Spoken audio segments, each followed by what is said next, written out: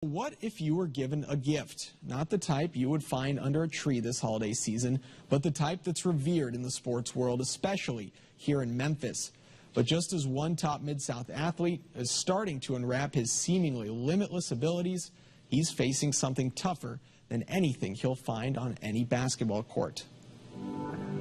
The sun gives us light and life, but in Memphis, there's another orange ball from where the city draws its energy. Well, the fans are, they're unbelievable here. I mean, they're almost, they know more about you than you know about yourself. Oh, man, basketball means a lot to the people here, obviously. Everybody has an opinion about the game because they love the game so much, and there's a great deal of passion. I don't think there's any place like it in the country.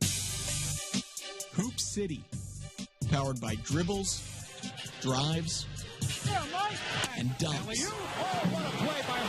Churns out top basketball prospects with ease.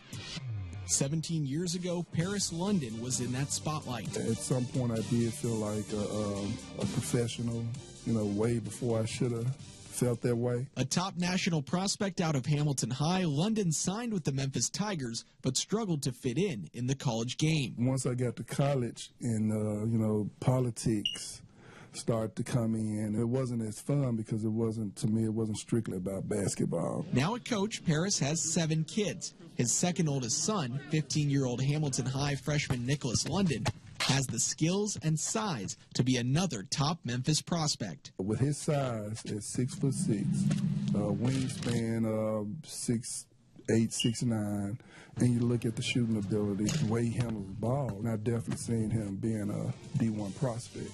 Nick began last summer dominating AAU ball and dunking for the first time at age 14, with his mother admiring it all. Every time that he would do something, and he would get accolades, I would cry. He was hitting 30 and 40 points and 20 rebounds. He was a dominant, during the summer. And from there came Nick's ultimate dream. My dream is to make it to the NBA.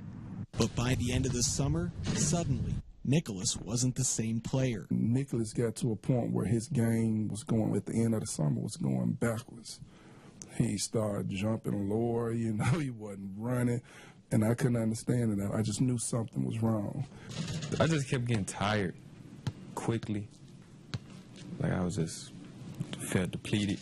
Even without his normal energy, Nick showed well at a basketball camp for the top 100 rising freshmen in the country. I actually left. I left the gym, went back to the hotel, I called my wife, and when I came back, everybody in the gym was like, man, your son just put on a show. I got extremely tired, and I was just drained, but I still did it.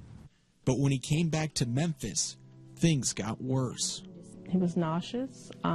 He had stomach pain. He was tired all the time. He began to develop dark circles around his eyes and, of course, the weight loss. Tangela can pinpoint the day and time. Nicholas London, please come to A Clinic. On August 19th, we scheduled him an appointment with his pediatrician. By 11:40, she was telling me that, his numbers indicated a bone marrow issue to her. And she had already kind of made the call and let us know that, St. Jude would be expecting us. Nick was diagnosed with acute lymphoblastic leukemia, a common form of childhood cancer. He has a type that's the most common type, B-cell leukemia. So it's sort of the type that many people hope for because it's the one that's the easiest to treat. But the treatment itself has been difficult on Nick's body. Well, what is going through my body, I can't really feel it. But afterwards, a day or so after, it makes me nauseous. Makes me want to throw up. Oh, man, it's tough. It still is. When he can't walk, and you're used to seeing him running and jumping and dunking and being happy. I don't know how to push him through it other than to say, you got to fight. You just got to fight. If your dreams are still the same and you still want these things, I know you got to fight. And Nick is fighting. And you remember to take it?